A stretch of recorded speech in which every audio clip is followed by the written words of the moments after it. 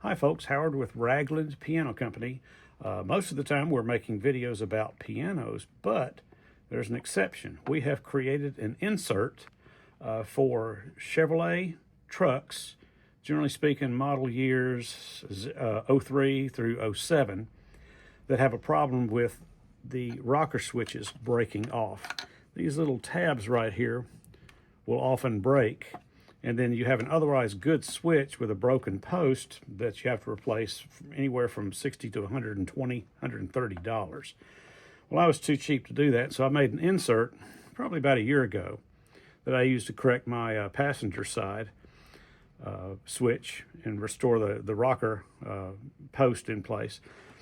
But it turns out that the ones on the driver's side actually are illuminated and have this little plastic piece right here that passes light up to the rocker switch and illuminates the little window indicator there. So we redesigned the insert. We made it where light will pass all the way through. And instead of having a pin that passes through the rocker switch and the insert, we just added little pieces, little dots on each side here that will catch the rocker. We'll show you that in just a second. Basically what this does now is it straddles that little piece of plastic that emits the light, and it indexes on the back wall and the front wall of what I'm calling the switch tower. I don't know what else to call that. Now you want to make sure that these pieces have broken low enough to not interfere up here.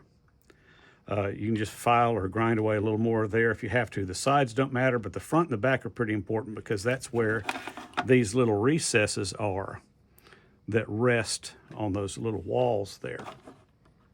So basically what you'll do, you of course still have to have the rocker switch, the rocker itself. It will not go this way. It'll only go one way. You can see that's going to create interference right there. But if we go this way here, and we kind of start at an angle right there and vary in here, click, that goes right in just like that.